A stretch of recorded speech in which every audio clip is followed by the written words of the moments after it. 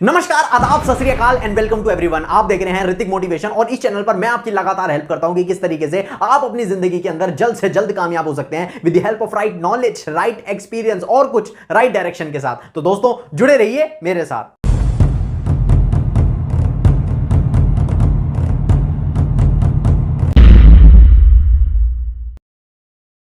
दोस्तों वीडियो का टाइटल तो आप देख ही चुके हो। आज दुनिया के सेकंड नंबर पर सबसे अमीर आदमी यानी सेकंड नंबर पर सबसे अमीर भारतीय की बात करने वाला हूं, जिसका नाम है गौतम अडानी। आखिर कैसे गौतम अडानी 11वें नंबर से सीधा तीसरे नंबर पे आए, तीसरे से कैसा सेकंड नंबर पे आए, और हो सकता है आज इलॉन मस्क को भी पीछे छोड़ दें। तो दोस्तों आज आपको बताने वाला हूं कि इनकी क्या स्टोरी रही है जीवन की, जो आपको सुननी जरूर चाहिए। शुरुआत करते हैं कि गौतम अडानी जी का जो जन्म है वो हुआ 24 जून 1962 के अंदर अहमदाबाद, गुजरात में। अच्छा, इनकी गुजराती जैन परिवार की फैमिली थी और इसके अंदर इनके 7 भाई बहन हुआ करते थे। अच्छा, बचपन तो इनका काफी अच्छा गया।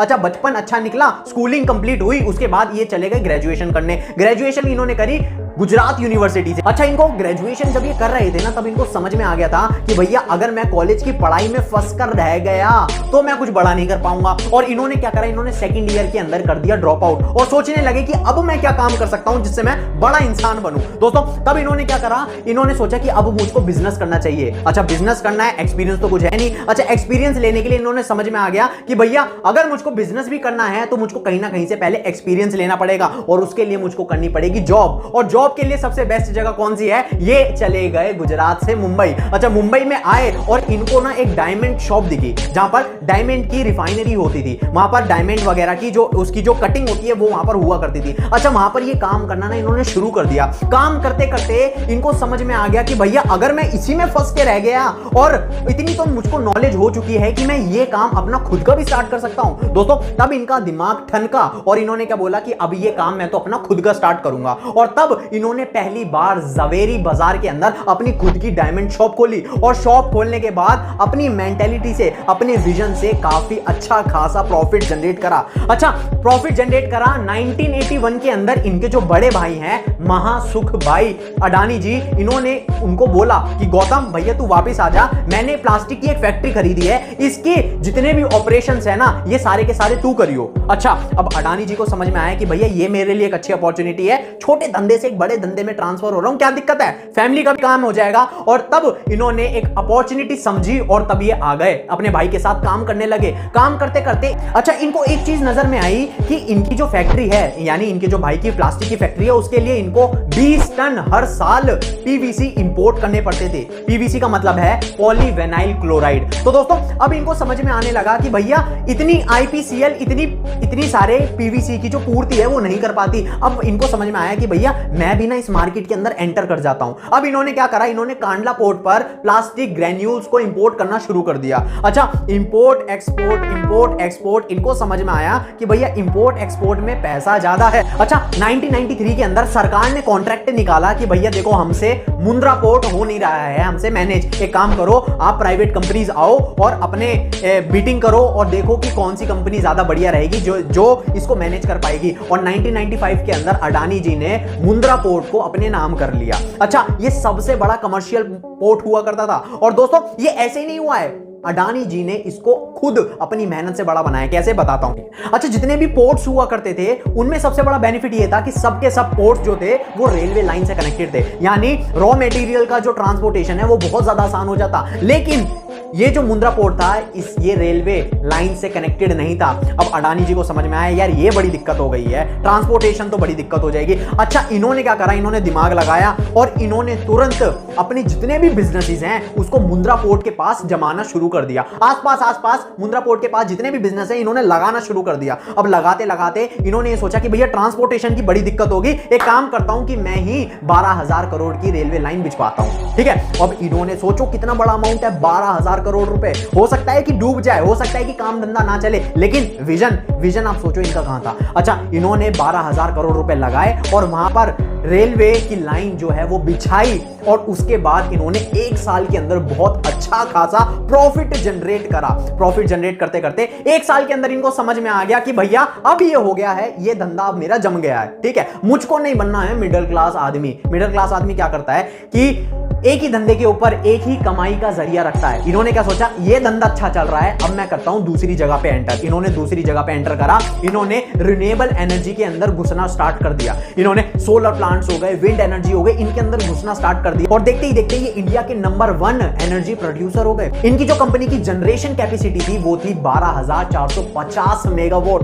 दोस्तों इतना केवल अडानी की कंपनी ही एनर्जी प्रोड्यूस किया करती थी। दोस्तों ऐसे करते करते ये कोल के बिजनेस में घुसे, ऑयल के बिजनेस में घुसे और दोस्तों आपने तो देखा ही होगा फॉर्च्यून का जो तेल है वो अडानी जी की कंपनी का ही है। गैस के बिजनेस में घुसे, गैस पाइपलाइन के बिजनेस में घुसे। आज भी स्टॉक मार्केट के अंदर इनकी काफी सारी कंपनीज लिस्टेड हैं जिनके आप शेयर्स खरीद सकते हो। दोस्तों इन्होंने काफी अच्छी ग्रोथ करी। दोस्तों ऐसी बात नहीं है कि अडानी जी के साथ हमेशा अच्छा ही अच्छा हुआ है। दोस्तों इनके साथ दो एक भयानक इंसिडेंट हुए थे जिनका अगर इनसे पब्लिक में जिक्र कर लो तो ये उसका जवाब नहीं देते हैं या तो ये घबरा जाते हैं। वो दो इंसिडेंट कौन से हैं? दोस्तों 1997 के अंदर इनको किसी ने कर लिया था किडनैप और किडनैप करने के बाद बोला कि भैया तू मुझको इतने करोड़ रुपए देगा तभी मैं तुझको जिंदा छोड़ूंगा वरना तुझको मार दूंगा। और इनको किडनैप कर लिया। किडनैप करने के बाद लेकिन इनकी किस्मत अच्छी थी कि इनको बिना पैसे दिए ही किडनैपर ने वहां पे छोड़ दिया। तो ये इनकी जिंदगी का एक सबसे बुरा इंसिडेंट होता है। और दूसरा सबसे बड़ा इंसिडेंट है इनका 26/11 जब 2008 के अंदर ताज होटल पे जब अटैक किया गया था टेररिस्ट ने, तब अडानी जी भी उस होटल के अंदर फंसे हुए थे। तब इंडियन आर्मी के पैरा कमांडोज ने इनको बचाया था। तो ये इनकी जिंदगी के सबसे भयानक इंसिडेंट्स हम बता सकते हैं। और दोस्तों अब ये तो हो गए इनकी जिंदगी के बुरे इंसिडेंट्स। दोस्तों इनके ऊपर एलिगेशंस भी काफी ज्यादा लगे हैं। दोस्तों राहुल गांधी जो कांग्रेस पार्टी के एक बहुत बड़े लीडर हैं, उन्होंने इनके ऊपर एलिगेशन लगाए कि मोदी जी ने इनको स्पेशल फेवर करा है, यानी मोदी जी ने इनको 1 रुपए पर मीटर के हिसाब से जमीनें दी हैं। दोस्तों पहले आप राहुल गांधी जी की क्लिप सुनिए। 45,000 एकड़ जमीन अडानी जी को नरेंद्र मोदी जी ने दी। दोस्तों अब अडानी जी ने इसका क्या जवाब दिया वो भी आप अपने कानों से सुनिए। 1 रुपये में जमीन नहीं, उससे भी नीचे चिमन भाई की गवर्नमेंट के टाइम पे 10 पैसे में दिए थे। दूसरा एलिगेशन इनके ऊपर सबसे बड़ा ये लगा था कि 2012 से 13 के अंदर इनको 47,352 रुपए का प्रॉफिट हुआ था और बोला जा रहा था कि ये इनको प्रॉफिट तो हुआ है लेकिन इनका जो कर्जा है वो इससे 2 गुना ज्यादा है, यानी 81,122 करोड़ रुपीस। तब अडानी जी के ऊपर ये सारे के सारे एलिगेशंस लग रहे थे कि इन्होंने शेयर मार्केट में अपने शेयर्स के जो प्राइस हैं उसको आर्टिफिशियली ह्यूमिलेट करा है, उसमें कुछ छेड़खानी करी है। तो दोस्तों तब इनके ऊपर काफी सारे एलिगेशंस लगे थे और एक रिपोर्टर ने भी इनके जो बेटे हैं उनसे पूछा, जिनका नाम है करण अडानी, उनसे पूछा कि आपने क्या शेयर मार्केट के अंदर आपने अपने जो शेयर्स के जो प्राइस हैं उसको आर्टिफिशियली ह्यूमिलेट करा है या नहीं। तो देखिए, तो दोस्तों आप सुन सकते हो कि करण अडानी ने क्या जवाब दिया है। And the most important part is, as a group, we have never defaulted on a loan. दोस्तों तीसरी बड़ी एलिगेशन है वॉर्थन इंडिया इकोनॉमिक फोरम के अंदर जब सीएम मोदी जी को का जो इनविटेशन था वो उनको कैंसिल कर दिया था, तब अडानी जी की जितनी भी स्पॉन्सरशिप थी जो उन्होंने वहां पर दी थी तब उन्होंने वापस वो सारी की सारी स्पॉन्सरशिप कैंसिल कर दी और ले ली वापस से। ये चीज कहीं ना कहीं दिखाती है कि अडानी और मोदी जी के बीच में एक स्पेशल रिलेशन था जो कहीं ना कहीं दिखता भी था और नहीं भी दिखता था। दोस्तों आपकी क्या राय है वो आप इसमें मुझे कमेंट बॉक्स में बताइए। ये कुछ एलिगेशंस थे जो अडानी जी के ऊपर लगातार लगते रहे लेकिन वो अपनी ग्रोथ करते रहे। दोस्तों 2018 के अंदर इन्होंने 6 एयरपोर्ट्स अपने नाम करे। दोस्तों इसके लिए मैं एक स्पेशल वीडियो बनाऊंगा क्योंकि इन्होंने उसमें दिखाया कि साम दाम दंड भेद कैसे इन्होंने अपनी स्ट्रेटेजी से वो 6 के 6 एयरपोर्ट्स अपने नाम कर लिए। अगली वीडियो बनाने वाला हूं, टेंशन मत लो। दोस्तों आगे जाके इनको सबसे ज्यादा दिक्कत हुई ऑस्ट्रेलिया में एक गैलीली बेसन माइन इन्होंने बाय करी। अच्छा वहां पर ट्रांसपोर्टेशन की बहुत दिक्कत हो रही थी इनको, तब इन्होंने सोचा कि मैं यहां पर अपने ट्रांसपोर्टेशन के लिए रेलवे लाइन को बिछा देता हूं।